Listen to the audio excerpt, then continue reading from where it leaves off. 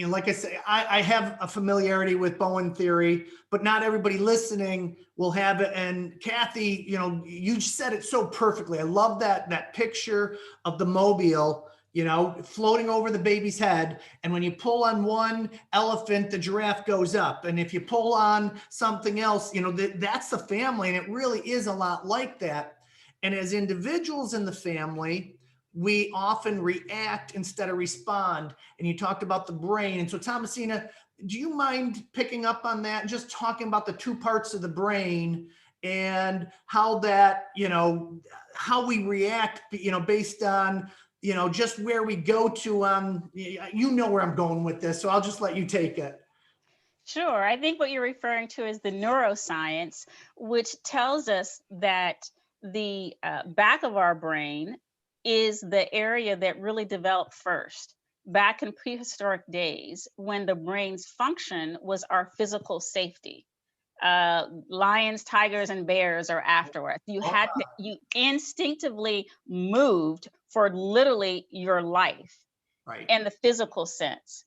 As our brains have evolved, now the prefrontal cortex, the front part of our brain, we've come to realize is the thinking center. If anyone's familiar with Daniel Kahneman's work, his book, Thinking Fast, Thinking Slow, the amygdala area, the limbic brain, is the part that developed first and is the quick instinctive, that reactivity that Kathy referred to. You mentioned earlier, you know, making mistakes, putting your finger on that hot stove. You don't think about, oh, is this too hot? Not quite hot enough. You just instinctively pull it away. That is the fast brain, the back of the brain, the limbic brain. The prefrontal cortex in the front part is the slow brain. That's the thoughtful, deliberate brain. And as Kathy says, we're closer to our animal friends than we'd like to admit. The reality is that most of, and this is science, and the number, depending on what study you read, is north of 75%. Some people say as much as 90 of our day-to-day decisions are just instinctive. We don't think about it. If you have ever been driving and you end up at home driving between work in the days when we were physically going other places to work, and you just end up there and you think, how did I get here? Like you weren't consciously, you're just kind of going through the motions. You just instinctively do this, that. For the most part, that's not a challenge. But when it comes to relationships and our families being the people who are closest to us, you know, our families can set us off or trigger us in ways that somebody else might say the same thing and we would dismiss it. And so even though we don't have concerns, most of us this day and age don't have concerns about our physical safety, there are all kinds of other triggers like psychological and emotional safety within families, like the need to control things, particularly if you were a founder of a very successful business, you got that way because you were calling the shots. So those kinds of issues are the things that tend to set us off and trigger us in this day and age. Another huge one is belonging. You know, we have one of the interesting things I love about understanding families as emotional systems and understanding Bowen theory that offers something different, I think, than other approaches is to understand the togetherness force that instinctively, we want to be a part of our families. We want to be close to our families. And at the same time, we want to assert our independence.